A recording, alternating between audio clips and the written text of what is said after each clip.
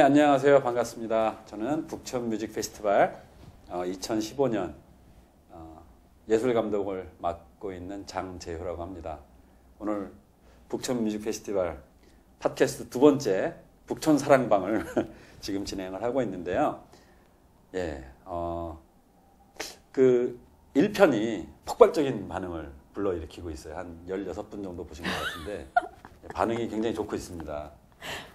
그래서 오늘 급거 세계 최고 수준의 그 활동을 하고 계시는 영상 촬영 감독님도 저희가 모셔서 초고화질의 영상으로 지금 준비를 하고 있고, 보시다시피 마이크도 이렇게 달아서 음질도 급 업그레이드된 버전으로 준비를 하고 있습니다.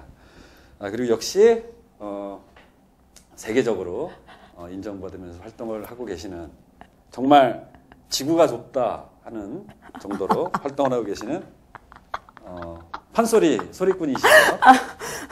박인예 씨 모셨습니다. 안녕하세요. 안녕하세요. 반갑습니다. 안녕하세요. 박인혜입니다. 네, 제가 영어로 인사를 드려야 되는 게 아닌지 모르겠어요. 아니, 요즘 팟캐스트에서 개그를 맡고 계신가요? 네, 그렇죠. 아, 네. 먹고 살려면 그렇죠. 이것저것 다 해야 여러 가지를 할 수 네, 있어야 그렇죠. 됩니다. 네, 그렇습니다. 여러분들께서 좋아만 하신다면 심지어는 옷을 잘 지금? 여미고. 네. 네. 이런 게 편집이 잘 안 되더라고요. CG를 좀 이렇게 넣어주셔야 될 것 같네요. 네. 그렇습니다. 반갑습니다. 네, 반갑습니다. 네, 오랜만에 만나는 것 같아요. 네, 오랜만에 뵙습니다. 네. 어디 다녀오셨다고요? 저요, 네. 독일 도르트문트에 있다가, 도르트문트. 네, 축구가 유명한. 그렇죠. 아세요? 들어본 것 같아요. 네.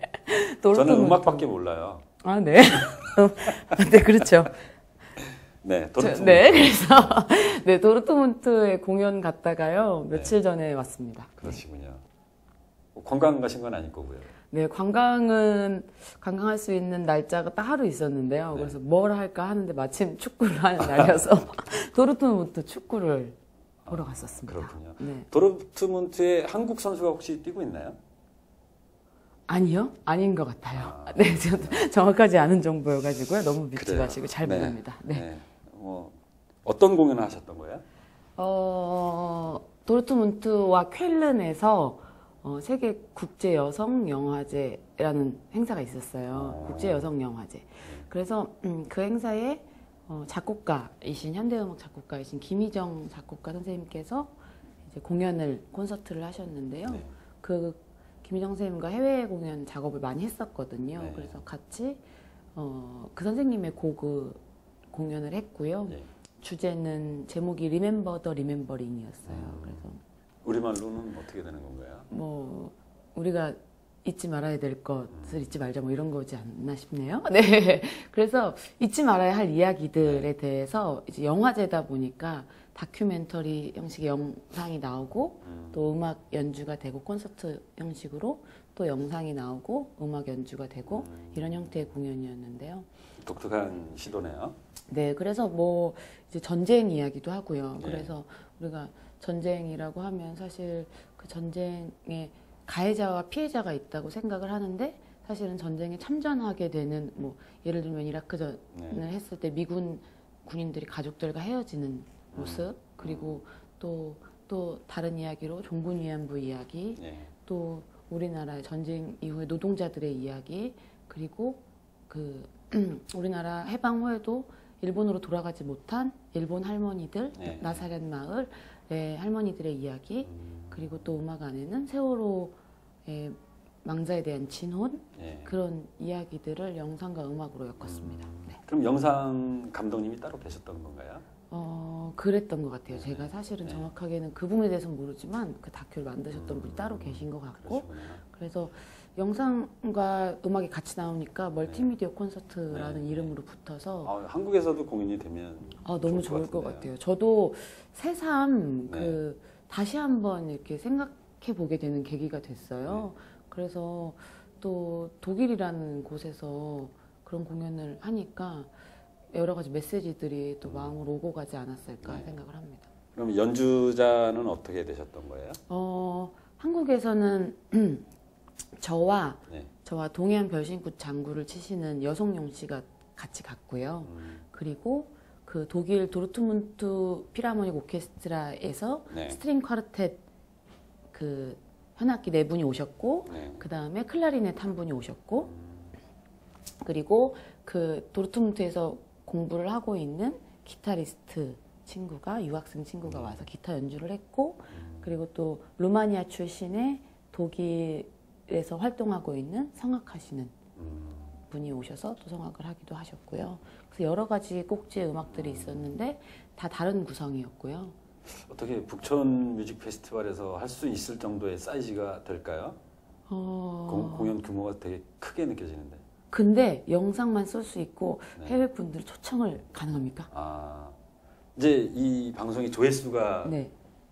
17이면 어떡하죠? 아까 16이셨다고 아니 하셨죠? 저희 그거보다는 넘는데 이제 네네. 반응이 있었던 게 아니고 왜 제가 항상 견제하는 그 라이벌이 있어요. 라이벌. 예.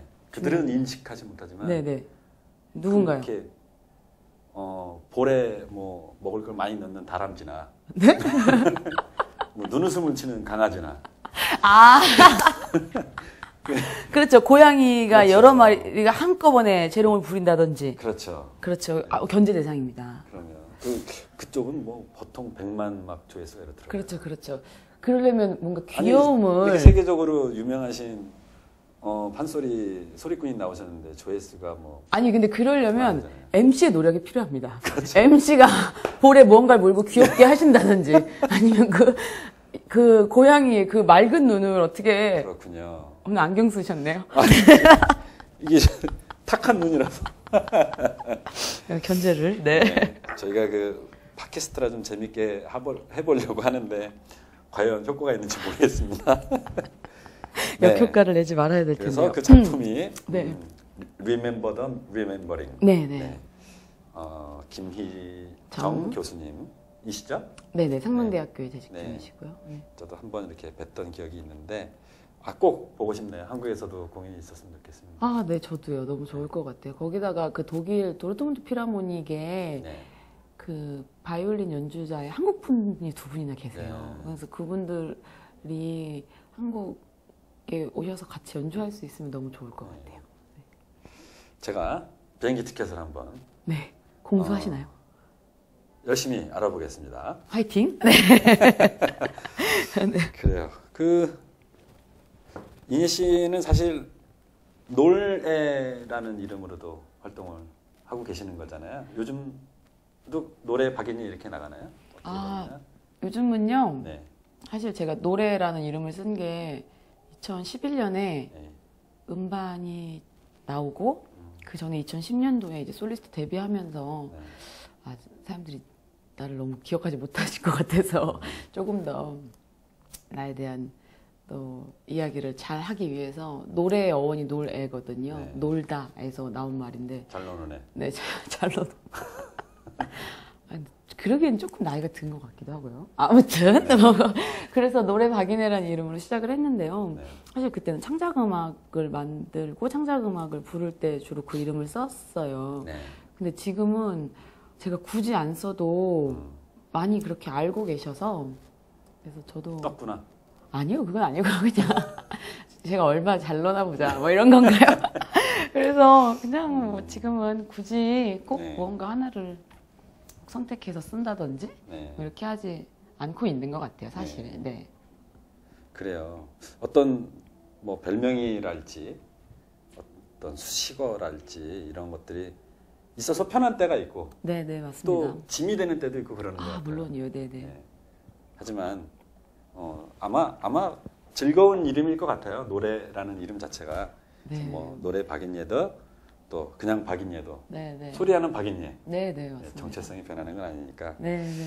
그래서 제가 왜 그 놀애라는 이름을 여쭤봤냐면 계속 저는 그 판소리 읽어주는 여자 네. 뭐 이런 공연 프로그램도 이제 들어서 알고 있고, 예, 그래서 그런 작은 곳에서의 연주를, 그러니까 공간이 작은 규모에서의 연주회를 기획을 하고 계시잖아요. 네, 네, 맞습니다. 그 얘기를 좀 여쭤보고 싶어서. 아, 네.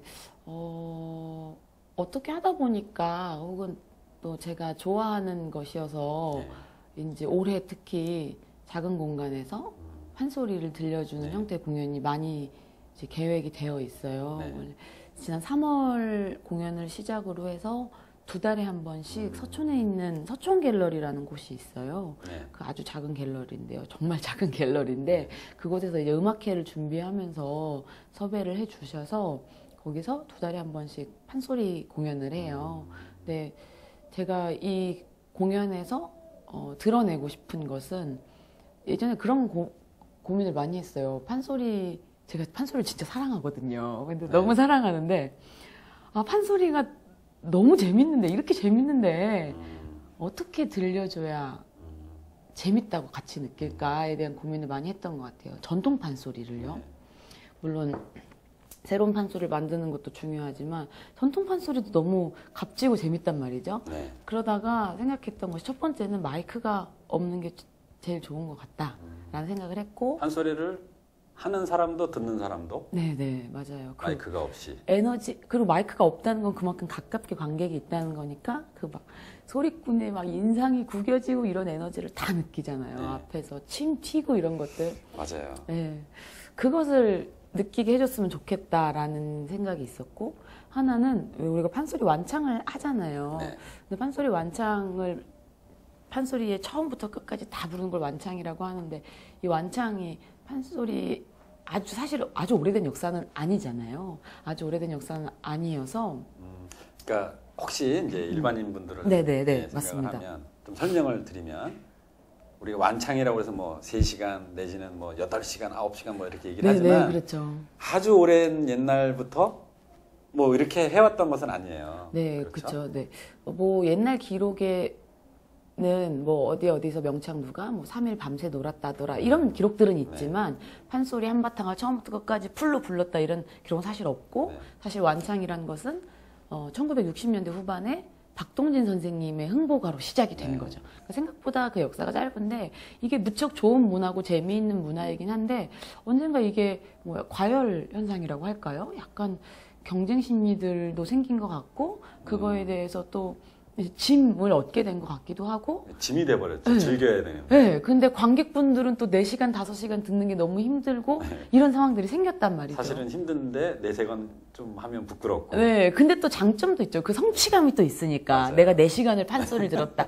근데 그 완창에 강한 장점도 있는 것 같아요. 그 강한 장점은 판소리 에피소드들을 앞뒤 연결해서 듣잖아요. 판소리는 이렇게 눈대목으로 주요 부분만 들어도 좋지만 앞뒤를 연결해서 들으면 그 캐릭터들이 더 살아있고 이야기들이 더 막 반짝반짝 하니까요. 아니, 뭐가 됐든 이렇게 영화도 맞아요. 뮤지컬도 아무리 재밌어도 그 장면만 보면 사실 그래서 온전히 봤다고 할 수가 없는 거죠. 그런 부분을 생각했을 때 앞뒤의 이야기를 같이 하면 재밌는 것이다 라는 생각이 들어서 그럼 이걸 어떻게 해야 덜 지루하게 할까 하다가 그러면 내가 중간중간 이야기를 조금 섞어서 사람들에게 판소리가 좀 멀리 있는 것처럼 느껴진다면 이야기로서 조금 가깝게 거리를 좁히고 그 공감을 자아내서 그 공감을 소리로 이어가자 이런 거죠.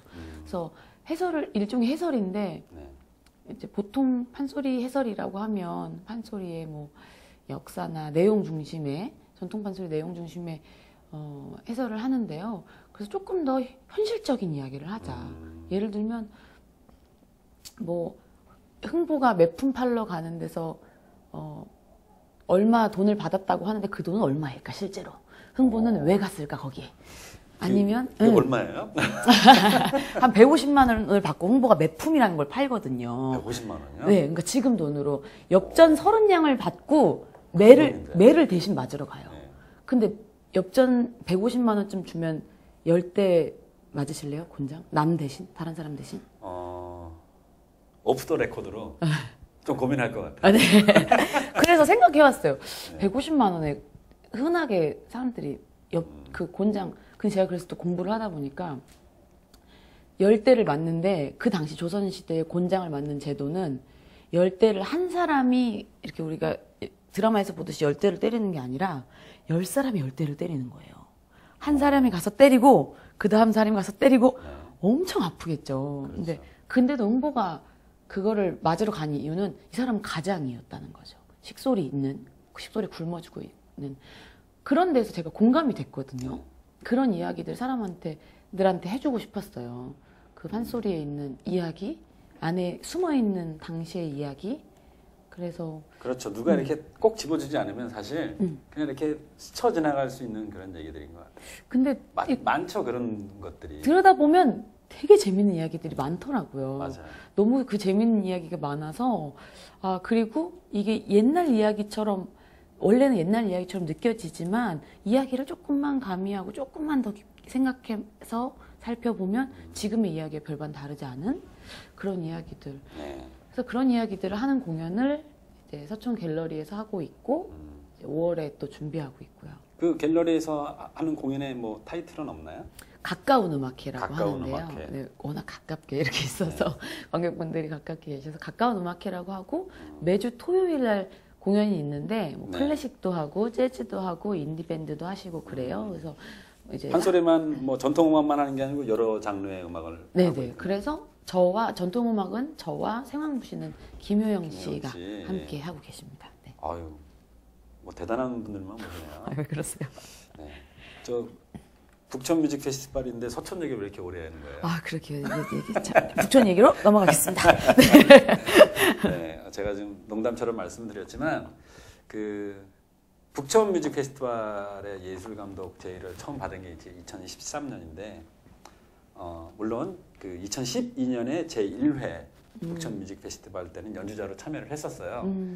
근데 저는 이제 저쪽 지금 삼청동 쪽이죠. 그쪽에서 살았던 경험도 있고 또 서울시 국악관현악단의 단원으로 세종문화회관에서 이제 근무를 했던 경험도 그 있습니다. 좋은 직장에서. 네, 뛰쳐나갔죠. 나갔는데 하여튼 뭐 좀 아픈 얘기가 좀 있습니다만 네네. 사표 내고 열흘 만에 IMF가 터져가지고요.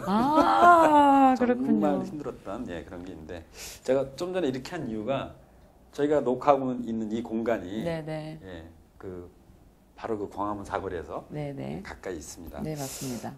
그런데 그 북촌이라고 우리가 얘기를 하면 많은 분들이 이제 뭐 가회동 일대라거나 한옥이 밀집해 있는 그 지역만 생각하시지만 어떤 사전적인 의미로는 청계천 북쪽에 그 경복궁을 중심으로 동쪽 서쪽 다 포함해서 북촌이라고 한다고 해요. 예, 그래서 뭐 저는 개인적으로 서촌 뭐 북촌 나누는 그런 지리적인 어떤 문화적인 경계보다 중요한 건 그 지역 북촌, 서촌, 삼청도 뭐 다 포함한 이 지역이 우리 문화로서도 대한민국의 굉장히 상징적인 곳이라는 생각을 하고 있고 뭐 정치도 그렇고 네네, 사회적으로도 맞아요. 그렇고 굉장히 숨은 그 인프라도 있고 그 역사적인 배경도 있고 여러 가지 얘기가 있습니다. 근데 그런 것들이 많이 놓치고 있는 것 같고 특히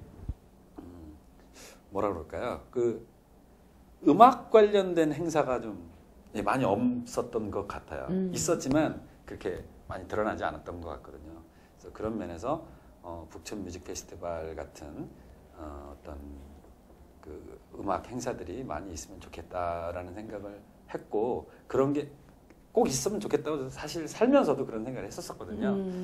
예, 그래서 이제 하고 모르시는 있는데 분들을 위해서 북촌 뮤직 페스티벌 언제 처음 2012년에 12년에 처음 그쵸. 했었어요. 그때 1회 때는 그 안국역 쪽에 원서공원이라고 있는데 그 원서공원을 중심으로 했었고 2회 때부터 역시 안국역 쪽이긴 한데 그 인사동에서 삼청동 쪽으로 올라가는 그 감고당 길이라고 그쵸, 합니다. 네네. 이제 그 길 쪽으로 자리를 좀 옮겨서 더 많은 분들과 음악을 함께 했으면 좋겠다 싶어서 2회 때부터 2013년부터 장소로 옮겨서 하고 있는데 뭐 해보셔서 아시겠지만 네네.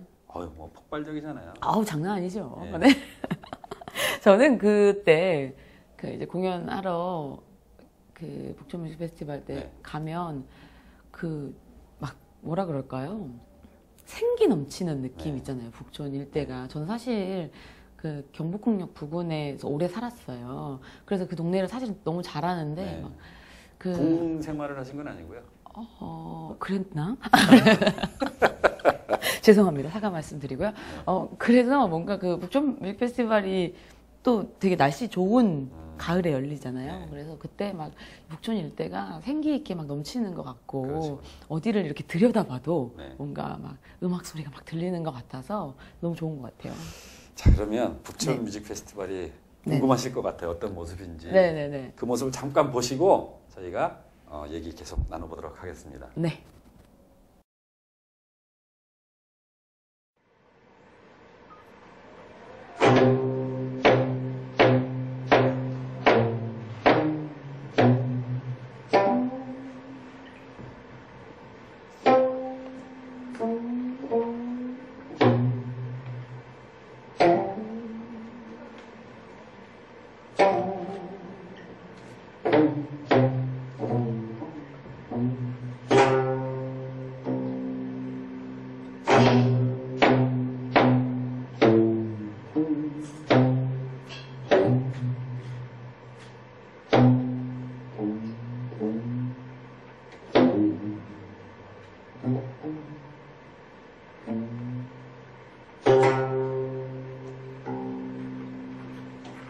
산주산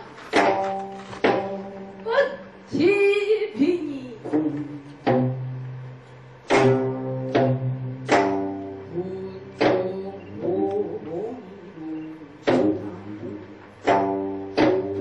문몽 찬정한 꽃나는 세상 탓을 흔들어 나도 언제 청춘이니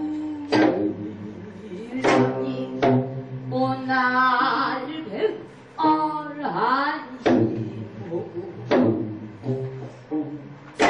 청춘 눈알 부리고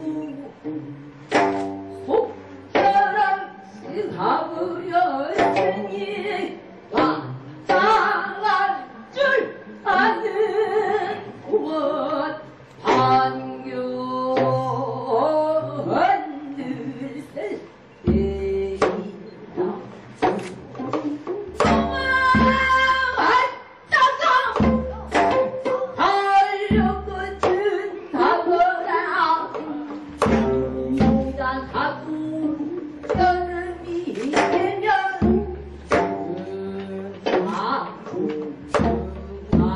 아이라 예쁜 어일러 예쁘려는 예하고 가을이 돌아오면 알고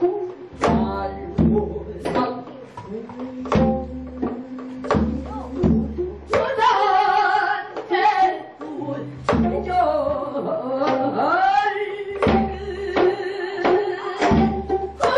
웃기지 않던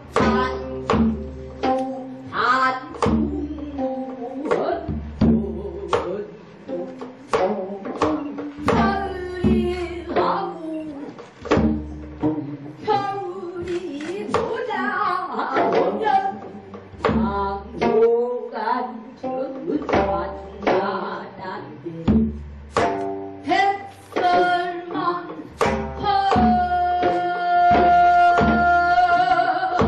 펄펄 휘날리던 생에서 되고 보면 넌 좋을 때 좋을 때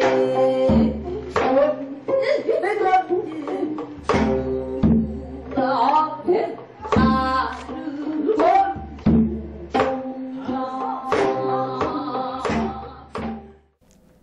네, 북촌 사랑방 다시 돌아왔습니다.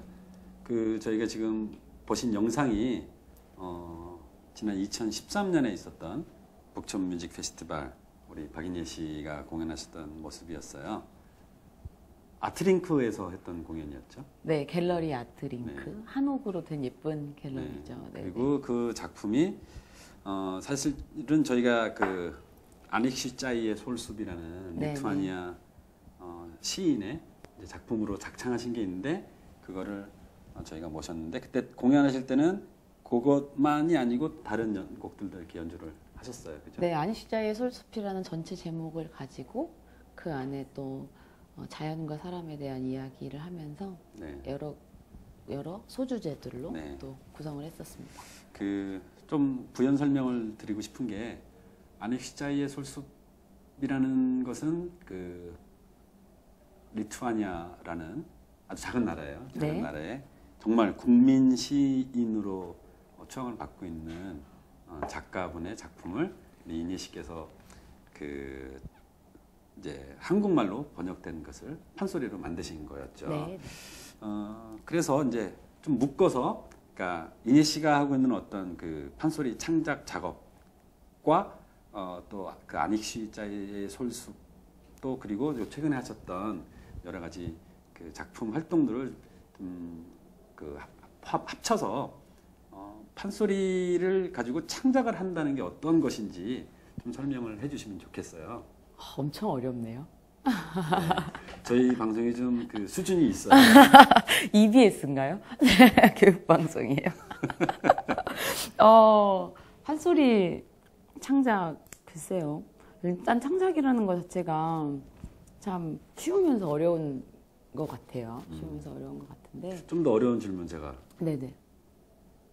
창작이라는 말을 쓰는 게 옳을까요? 구성이라는 말을 쓰는 게 옳을까요?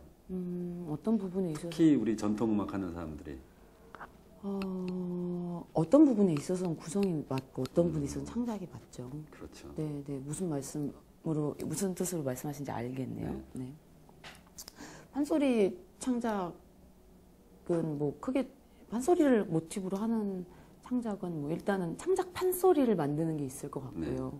판소리라는 건 일단 서사가 필요한 거니까요. 그렇죠. 이야기 구조가 있고 그 판소리가 갖고 있는 구성 요소 뭐 안일이와 소리, 말과 노래가 섞여 있어야 되는 게 창작 판소리인 것 같고 또 아니면 판소리 안에 있는 작은 모티브들이나 판소리 발성을 가지고 창작 단일곡을 만드는 형태가 있지 않을까 생각이 들어요. 그리고 좀 더 극화시켜서 판소리 극이나 음악극 형태로 만들어지는 것이 있을 것 같고요. 그래서 어떤 부분을 말씀드려야 될까요? 늘 판소리를 가지고 만들 때 고민이 되는 건 일단 사설인 것 같아요. 판소리 가사를 사설이라고 하잖아요.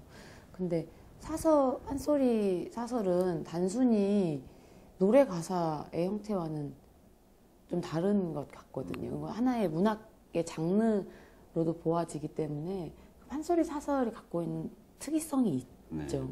그 특이성들을 잘 살려야 음악과 잘 붙고 특히 창작 판소리를 만들 때는 그 음악과 잘 붙기 때문에 그 판소리적인 어휘나 문체를 잘 쓰는 것 그게 꼭 전라도 사투리여야만 하는 거는 아닌 것 같아요. 그건 아니죠. 그 사설이 그건 아닌데 뭐 오해하시기 쉬울 것 같아서 제가 네네 전라도 사투리를 그러니까 많이 포함되어 있죠 판소리에. 아무래도 전라도 지역에서 판소리가 많이 성행했던 것이 사실이고 뭐 전라도 지역에서 생성됐다라고 하시는 분들도 있으시고 그리고 그 말이 좀 이렇게 착착 안기는 맛이 있어요. 맞아요. 근데 또 약간 다른 길로 새는 건데 재밌는 얘기가 옛날에 그 경상도 명창 중에 박록주 선생님이라고 계셨어요. 소설가 김유정이 열렬히 짝사랑했던 그분이 경상도 태생이셨거든요. 그 근거 있는 말씀이세요? 누가? 김유정 선생님. 그럼요. 그렇군요. 그 유서도 막 쓰시고. 인터넷에 이게 나가는 건데. 네네. 근거 있는 이야기입니다. 근데 그분에게서 내려온 판소리에는 그래서 경상도 방언이 있어요. 근데 이제 판소리는 도제식 교육이다 보니까 선생님이 하는 말을 그대로 따라 하잖아요. 그러니까 저도 그게 경상도 사투리인지 모르고 쓰다가 어릴 때 예를 들면 흥보가에 달구장 이런 말이 나오거든요. 이게 닭장의 경상도 방언이에요. 그런 형태로 그러니까 꼭 전라도 방언만인 건 아닌 거죠. 근데 이제 판소리의 특이한 그 사설의 특징들을 잘 살리는 것 그런 게 주요 포인트인 것 같고요. 음악적인 부분에 있어서는 다양한 악조를 사용하는 것과 다양한 악조와 장단, 조와 장단. 그리고 이제 악조라는 게 우리 서양식으로 표현하면 뭐 마이너, 장조, 단조 뭐 이런. 장조, 단조 뭐 이런. 결국 뭐 음악의 분위기를 만들어내는 음악 어법을 얘기하는 거죠.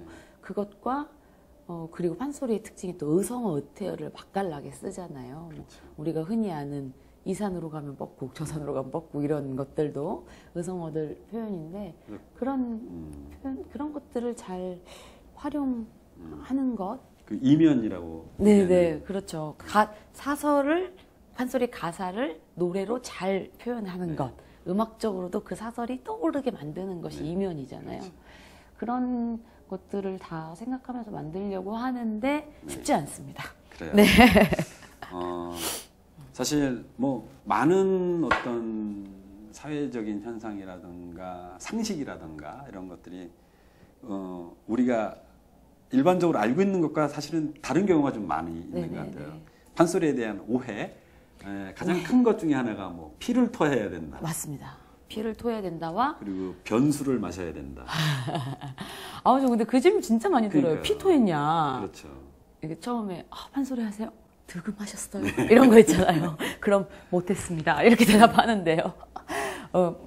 그런 이야기들이 그런 얘기. 많죠. 아마 소리꾼들이 그렇게 힘들게 공부했다. 예전에 힘들던 시절에. 아니 뭐 토하실 수 있죠. 그런 분들도 있을 거라고는 봐요. 그런데 네네. 그게 의학적으로 좋은지 뭐 혹은 바람직한지. 연습 왜냐면 많이 하면 실핏줄이 네. 터지니까 피를 볼 수는 있을 것 같아요. 성대가 다치는 게 결코 좋은 것만 아니니까요. 그렇고 이제 제가 변수라고 표현했지만 똥물. 네, 똥물이라고 하는 네, 그것은 이렇게 소리를 할 때 힘을 너무 많이 주고 하니까 몸에 어혈이 맺힌다고 그러는데 그런 어떤 맺힌 것들을 좀 풀어주고 뭐 그런 약으로서 정말로 드셨다고는 해요. 이렇게. 네, 예전에 근데 선생님들이 하시는 말씀, 예전에 먹을 게 많이 없으니까 또 좋은 약이 가난하고 이럴 시절이니까 또 그거를 그대로 마시는 건 아니고 그렇죠, 그렇죠. 정화를 하셔서 드셨다고 하는 이야기도 있더라고요. 많이 아시는 분들은 계시겠지만 대나무의 그 마디하고 마디를 맞아요. 이를 또 끊어서 꽂고 안에 넣고 뭐 6개월 정도 있으면 그 안에 이렇게 맑은 물이 고인다고. 저도 한번 바다는 봤어요. 아 정말요? 시골에서 판소리 한다고. 저 원래 판소리를 했었거든요. 네, 맞아요. 그러니까 시골에서 이걸 먹어야 명창이 된다더라. 그래서 드셨습니까? 이런 병을 하나 보내 오셨는데 네. 결국은 못 드셨어요. 네, 그래서 판소리를. 접었습니다.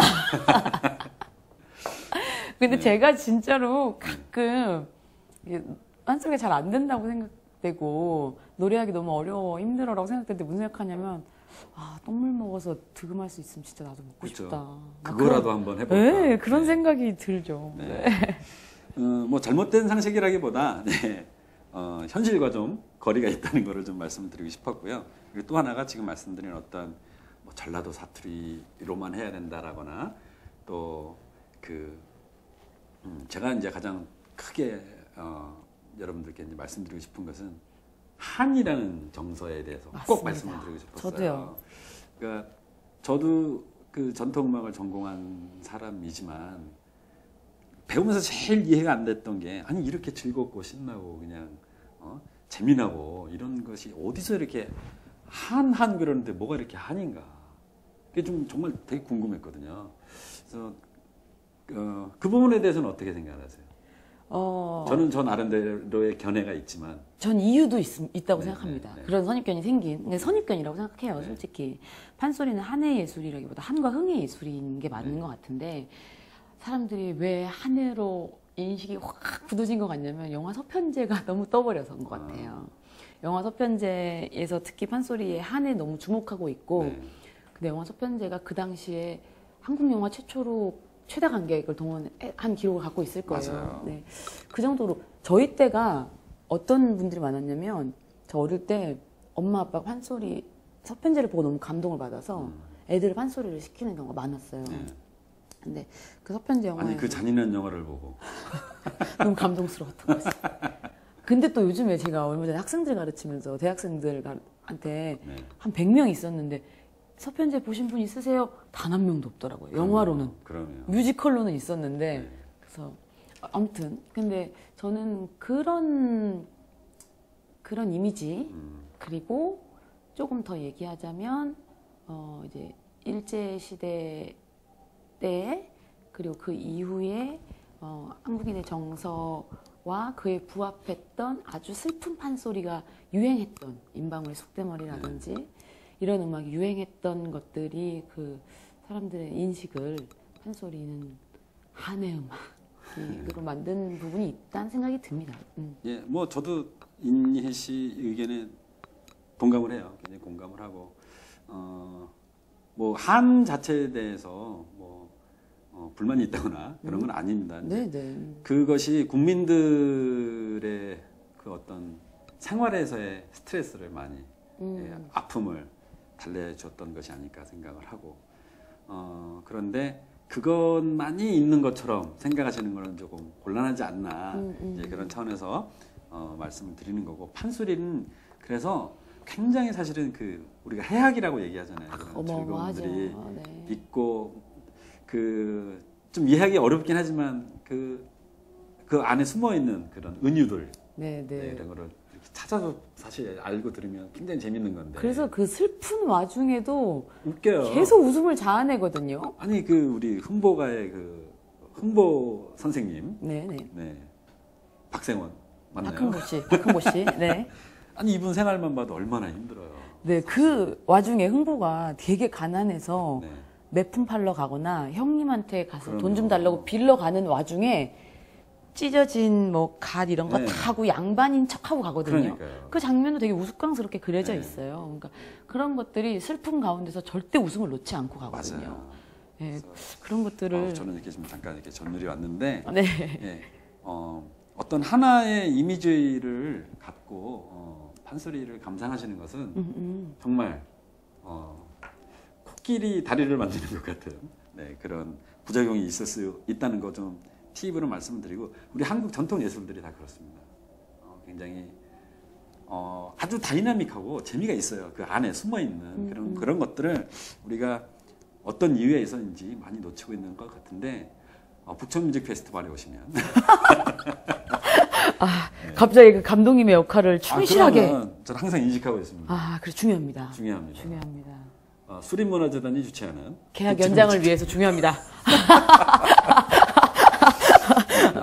네. 이곳은 수리문화재단입니다. 예술 감독을 맡고 네. 네, 그렇습니다. 좀 얘기가 많이 산으로 간 것 같지만 네, 너무 무겁지 않았으면 좋겠네요. 아니요. 이야기들이. 그래도 산 안에는 있었어요. 네. 또 나갔다 들어오면 어때요? 또 산에 갈 수도 그렇죠. 있고 저기도 갈 수도 네. 있고. 안익시자의 솔순 얘기 잠깐 하겠습니다. 네. 어떻게 만드시게 된 거예요? 저 진짜 근데 북촌 뮤직 페스티벌한테 개인적으로 너무 고마운 게 제가 이 안익시자의 솔숲이란 작품을 리투아니아에서 먼저 공연했어요. 네. 리투아니아에서 다수 공연을 한 후에 한국에 와서 이 작품을 선보일 기회가 사실은 없어서 좀 아쉬움이 있었을 때 북촌 뮤직 페스티벌에서 공연을 하게 돼서 너무 감사하게 생각을 하고요. 네. 2000 몇 년도죠? 12년도인가 봐요. 2012년도에 그 리투아니아에서 어떤 시인분이 그 당시에 리투아니아에서 되게 유명한 시인 그리고 그 나라에서 문광부 장관까지 하신 어떤 분께서 여수 엑스포 때인가 해가지고 한국에 오셨어요. 그러니까 한국에 이제 문인들이 이분을 위해서 시 낭독회를 열어주자. 그리고 연희문학 창작촌에서 낭독회를 해주시면서 뭔가 한국적인 이벤트가 없을까? 그러다가 판소리 공연을 축하 공연으로 부르신 거예요. 근데 사실은 제가 이런 말씀 드려도 될지 모르겠지만 거의 개런티가 아주 적은 공연이었는데 크게 말씀하셔도 돼요. 근데 왜냐면 시인분들이 그냥 이렇게 자비로 이렇게 만든 행사였기 때문에 저는 그거 불만이에요. 이렇게 예술가들 부를 때 항상 이렇게 와서 한 번만 도와줘. 근데 이거 관에서 한 게 아니니까 조금 그런 이해해야 되는 거구나. 부분이 있어요. 네. 저도 그렇지만 누르고. 네.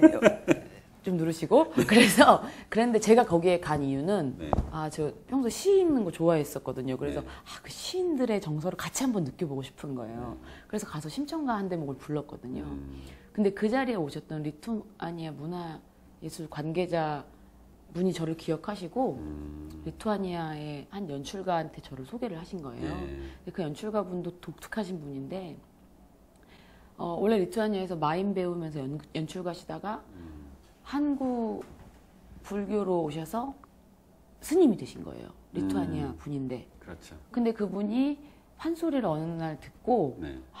이 판소리라는 음악이 리투아니아인들의 아픈 정서를 뭔가 치유할 수 있겠다라고 생각하시면서 그분이 이제 공연 기획을 하신 거죠. 그 시를 판소리로 만들면 어떨까? 네.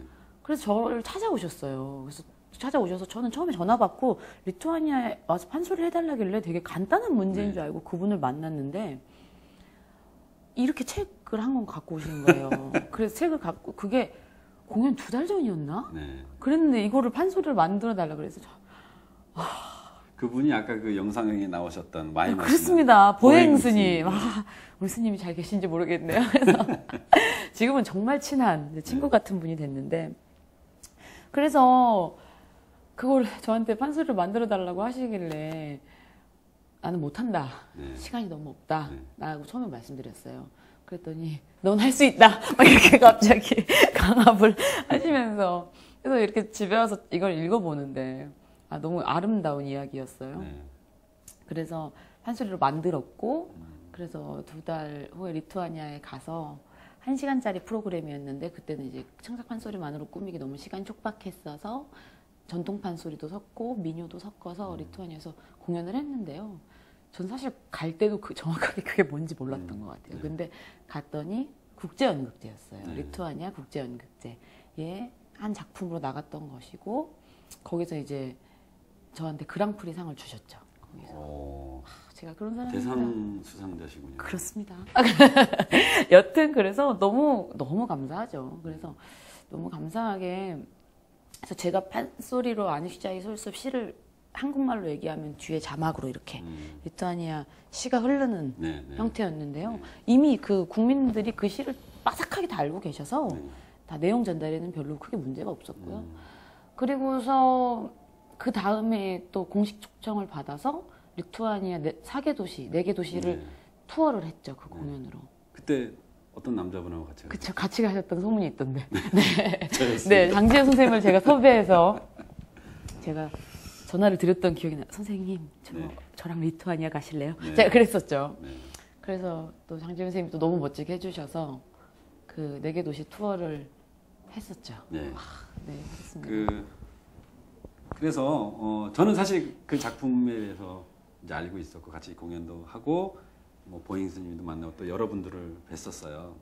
그런데 제가 어떻게 뭐 말로 여러분들께 전달을 해드릴 수 있을지 모르겠지만 리투아니아에서 공연을 하는데 리투아니아에 대해서는 검색을 해보시면 아시겠지만 큰 나라가 아닙니다. 네, 맞아요.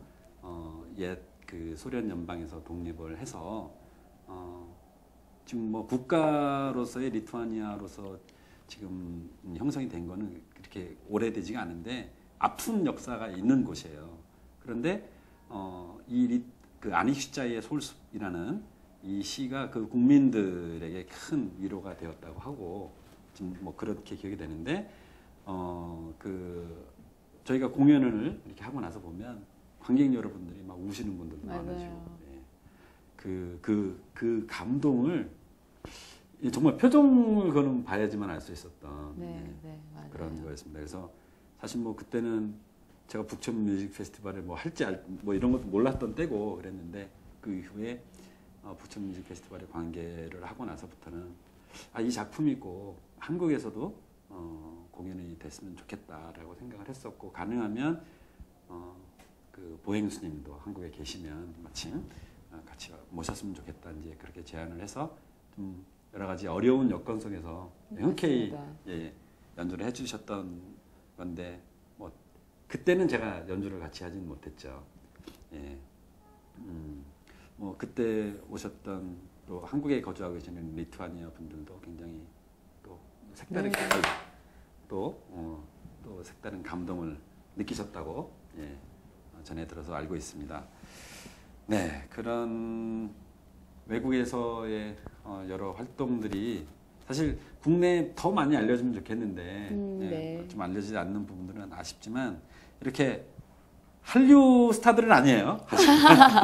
전통음악 관련된 많은 아티스트 여러분들께서 많은 해외 활동들을 하고 계십니다.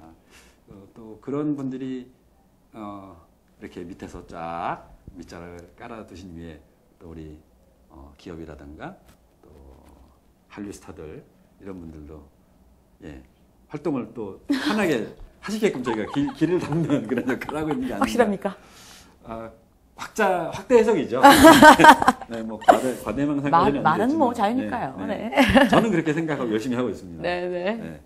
네, 그런 활동을 열심히 하시는 그런 박인희 씨를 모시고 이야기를 나누고 있습니다. 네, 감사합니다. 이거 하는 거 보면 보영수님이 엄청 좋아하실 텐데.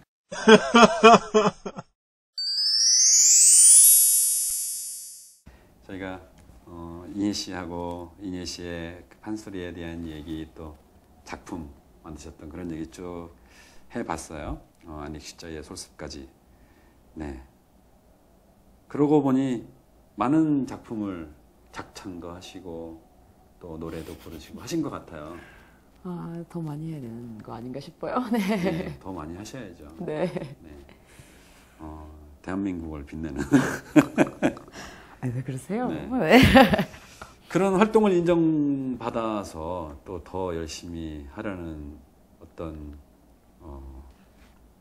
약으로서 상을 받으셨어요. 네, 맞습니다. 네, 수리문화상을 이것은 수리문화재단입니다. 네. 그렇죠. 네, 너무 광고 할 감사합니다. 건 해야죠. 그럼요. 네. 그럼요. 우리 아니 수리문화재단이. 이렇게 전통 예술을 위해서 후원을 해주시는데 알려야죠. 네, 맞아요. 수리문화재단이 상을 주셨습니다. 수리문화상을 네. 북촌뮤직 페스티벌에서 안시제의 솔스풀 하고 2014년에 네. 상을 주셔서요. 네. 상을 상금과 함께 받았습니다. 상금. 네. 그러셨구나. 네, 네. 네. 도움이 되셨어요? 아, 물론 경제적 도움도 됐지만 네. 심적 도움이 제일 많이 되죠. 음. 근데 제가 솔로 활동하고 5년 만에 상을 받은 거였거든요. 근데 이게 한 3년쯤 지나가니까 혼자서 이렇게 활동하면서 나름의 마음의 위기가 오더라고요. 흔들리는 것 같아요. 내가 제대로 가고 있는 것인가 뭐 이런. 힘들고 네, 그쵸. 네. 막 내가 이걸 왜 할까부터 시작해서 내가 이걸 계속 해야 되나 네. 그러면서 등등등 네. 그러면서 너무 많은 사람한테 도움을 받기도 했고 그런 분들에 대해서 힘든 부분이 있었는데 그 상을 딱 받는데 제가 그 상을 받은 날 자려고 누웠는데 정말 너무 진부한 말이긴 한데 그동안 도와주셨던 분들이 머릿속에 막 샥샥샥 막 지나가더라고요. 그러면서 막 그래 더 뭔가 저는 그래서 점점 약간 용기가 줄어들고 있었거든요. 위축되고 점점 쪼그라들고 있었는데 다시 어깨를 펴! 이렇게 해주시는 것 같아서 그런 부분이 너무 감사한 것 같아요. 네. 맞아요. 뭐 예뻐서 준 것만은 아니잖아요. 그것도 있나요? 그거는 제가 노코멘트 하겠습니다. 그래요. 저도 그랬어요. 수림문화상을 전주 세계소리축제 소리 프론티어 스테이지에서 예, 그때 정말 쟁쟁한 팀들이 같이 공연을 하고 뭐 거기서 뭐 누가 잘했네 못했네 이런 걸 따져서 준 게 아니고 어떤 가능성에 대해서 격려의 차원으로서 저희를 선정하셨다고 생각을 하는데 저도 역시 딱 그 작품을 만들고 한 3년 정도 지나서 이걸 계속 해야 되나 말아야 되나 이렇게 힘든 그런 시기에 어떻게 이렇게 딱 상을 받게 되면서 그래 한 번 더 해보자 나에게도 희망은 있어 이러면서 네. 그 희망이 마음으로 오신 건가요? 경제적인 부분에서 오신 건가요? 다죠. 중요합니다. 예, 그러니까 그런 것도 있는 것 같아요. 뭐 내 스스로 이유를 만들게 되는 계기였던 것 같아요. 저는 솔직히 얘기를 하면 뭐 기분 좋은 것도 기분 좋은 건데 그래 내가 이렇게 상까지 받았는데 그만두면 안 되지. 버텨야지. 그런 거 있잖아요. 네, 그래서 뭐 버텨야 됩니다, 우리가. 네, 그랬습니다. 그런 면을 생각을 해보면 역시 상, 칭찬 중요한 것 같아요. 아, 중요합니다. 네. 어마어마합니다. 중요합니다. 네. 채찍을 이제 여러분 그만하시고. 칭찬을 많이 해주십시오. 저희는 당근이 필요합니다.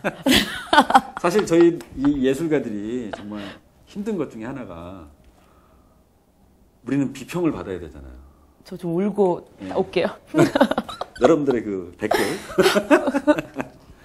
뭐 주위에서도 다 아는 사이니까 좋은 말도 물론 해주시지만 아니, 그러면 이렇게 하는 것보다 이렇게 하면 더 좋지 않을까라는 그 말들이 정말 그 충고인데 막 상처되잖아요. 아, 그럴 수 있죠. 그런 네. 것부터 해서 여러 가지 어려움들은 분명히 존재를 여러분, 합니다. 칭찬이 필요합니다. 칭찬도 주시고 네. 또 겸허히 비판도 주시면 네. 예, 받는 그런. 갑자기 수습하시는 건가요? 예. 아니 뭐 잘못하면 잘못했다 욕도 먹어야죠. 아, 물론입니다. 예, 네. 그래야죠. 마음의 준비하겠습니다. 예, 그래요. 그렇게 수립문화상을 받으셨고, 그런 창작 활동을 저는 개인적으로 아까 그 우리가 작창을 하신다고 할 때 이게 창작이냐 구성이냐라는 그런 말씀을 왜 질문을 드렸냐면 저 스스로도 굉장히 그 부분에 대해서 뭐 작품 만들 때 그 고민을 많이 하는 게 그냥 전통음악을 있는 그대로 갖다 소스로 쓰고 싶지는 않거든요, 사실은. 그렇다고 제가 뭔가를 새로이 만들어낸다고 할 때 이 세상에 존재하지 않는 뭐 선율이라든가 리듬이라든가 이런 거를 가지고 뭘 만든다는 게 사실은 거의 불가능한 것 같아요. 그럴 수 있죠. 네. 예, 뭐 그런 것. 그래서 그렇게 본인 스스로가 얼마나 자기 검열까지는 아니지만 그런 그 여러 가지 체크를 하면서 그 얼마만큼 자기의 생각을 올곧게 표현하고 있는지를 예, 스스로 점검하는 그 자세가 사실은 궁금해서 그런 질문을 드려봤던 거였고, 네, 올해 페스티벌 얘기를 좀 돌아와 보겠습니다. 저희가 2013년에는 그 밀이라는 것을 주제어로 선정을 해서 북촌 뮤직 페스티벌을 진행을 했어요. 그래서 이제 북촌 뮤직 페스티벌이 펼쳐지고 있는 그 지역적인 어떤 이렇게 밀집돼 있는 그런 특성에서 기인을 했던 거였고, 우리 서로 좀 더 친하게 지내봅시다라는, 친밀하게 지내봅시다는 그런 취지에서의 밀이라는 주제를 가지고 했었고, 2014년 지난해에는 고리를 주제어로 해서 진행을 했었습니다. 전통과 현대를 이어주는 고리, 또 문화와 문화를 이어주는 고리로서 했는데 올해는 저희가 사랑 네. 컨셉으로 한번 해서 진행을 해보려고 합니다. 이 사랑의 주제를 감독님이 강하게 밀었다는. 네, 제가 굉장히 주변의 반대를 무릅쓰고 밀고 있습니다. 직을 걸고. 직을 걸고. 중요합니다. 사랑에 목마르신 그런 그렇죠. 때인가요? 사랑의 목이 말라요. 왜 사랑의 목이 마르냐면 남녀간의 사랑만을 얘기하는 건 아니잖아요. 네, 그럼요. 네. 저는 이 지구의 평화를 원하기 때문에 암요. 네. 우리가 평화를 유지하기 위한 가장 좋은 방법이 뭘까 고민을 해보니까 뭐 머릿속에서는 여러 가지 막 어려운 말들이 막 이렇게 왔다 갔다 했지만 사랑이 아닐까. 그래서 사랑이라는 것을 주제어로 선정을 해봤습니다. 그리고 뭐 이제 제 개인적인 생각에는 왠지 요즘에 주위에 이렇게 보면 마음에 화를 많이 가지고 있다라는 느낌을 좀 받게 됐어요. 네, 제가 그렇게 생각을 하고 있는 건지도 몰라요. 그런데 뭔가들 그렇게 스트레스가 좀 있는 것 같고. 네, 맞아요. 스트레스 많으니까. 너무 바쁘게 돌아가는. 현대 사회가 좀 그런 것을 조장하는 측면이 없지 않아 있는 것 같아요. 그런 것들을 사랑의 힘으로 치유할 수 있지 않을까. 그리고 이제 좀 제가 좀 우스갯소리 섞어서 하면 왠지 전통음악 쪽에 사랑에 관한 뭐 노래나 연주곡이나 이런 것들이 잘 안 들려요. 없는 것 같이 느껴져요. 사실은 많이 있는 걸로 알고는 있는데 뭐 많이 아시는 춘향전의 춘향가의 사랑가 이런 거 말고는 없지 않나라고 생각을 하실 수 있을 것 같아요. 그런데 뭐 무슨 뭐 민요에도 사랑 이야기는 많이 있기도 하고 한데 아마 그 민요나 전통 작품에 들어있는 그 사랑에 대한 이야기들이 요즘의 말이 아니기 때문에 아마 그렇게 좀 못 느끼시는 게 아닐까 이런 생각이 들기도 하거든요. 제가 만약에 이인혜 씨께 올해 2015년 북천 뮤직 페스티벌에 사랑이라는 것을 주제로 참여를 하시지 않겠냐라고 만약에 의뢰를 한다면 네. 어떤 형식으로 참여하실 수 있을까요? 계약서 일단 주시고요. 지금 여기 준비하고 있습니다. 촬영이 사랑. 끝나면. 네. 사랑이요. 글쎄요. 사랑이라는 게 사람한테 정말 빠질 수 없는 감성과 정서잖아요. 네. 사랑하고 싶고 사랑받고 싶고 그런 건데 사람과 사람 간의 사랑 이야기가 될 수도 있을 거고 또 사람과 음악 간의 사랑 이야기가 될 수도 있을 것 같고 네. 그런 생각이 드네요. 그래서 하나 문득 떠오르는 거는 판소리 춘향가가 또 이렇게 갑자기 딱 떠오르는데요. 판소리 이제 소리꾼이다 보니까 요즘 준비하고 온 거 아니시죠? 아닙니다. 네. 갑자기 지금 이 자리에서 이 자리에 생각이 났습니다. 네. 판소리 춘향가 보면요, 우리가 사랑가를 많이 알고 있잖아요. 이리 오너라 업고 놀자. 네. 근데 생각보다 사랑가의 비중보다 이별가의 비중이 훨씬 크거든요. 사랑가에서. 그러니까 춘향가에서. 춘향가에서. 사랑가가 요만큼이면 이별가가 이만큼 돼요. 네. 그러니까 어떻게 보면 그런 부분이 있어서 슬프려고 작정을 한 거죠. 이별도 사랑의 일부분이긴 한 것 같아요. 아, 그렇죠. 그렇긴 하죠. 그렇게 말씀하시면 제가 갑자기 할 말이 없어지는데. 여튼, 네. 그 사랑이란 소주제로 이야기를 한다면, 네. 그래서 그 사랑가를 조금 더, 춘향가의 사랑가를 더 부각시켜보면 어떨까. 그런데 왜 춘향가의 이별가가 훌륭한 이유는 네. 이별하는 순간에 다양한 사람들의 다양한 감정을 되게 잘 드러내거든요. 네. 이도령의 고민, 춘향이의 고민, 춘향이 엄마의 고민, 춘향이가 마음이 들썩들썩할 때의 고민, 포기할 때의 고민, 네. 이런 것들이 막 세부적으로 나와요. 근데 사랑가는 약간 그런 부분이 좀 축소되어 있는 것 같아서 그런 걸 조금 더 감성적으로 전달할 수 있으면 어떨까라는 생각이 들었고요. 네. 또 하나는 이제 판소리를 오래 해오다 보니까 저뿐만 아니라 소리하는 판소리 소리꾼들이 네. 정말 판소리랑 정말 질기게 인연을 맺고 살거든요. 보통 어릴 때 소리를 시작해가지고 평생 이걸 안고 가니까요. 네. 외로운 이 싸움을 하는데 그 판소리라는 것과 소리꾼들의 사랑을 잘 다뤄보면 어떨까 이런 생각도 띠링 들었습니다.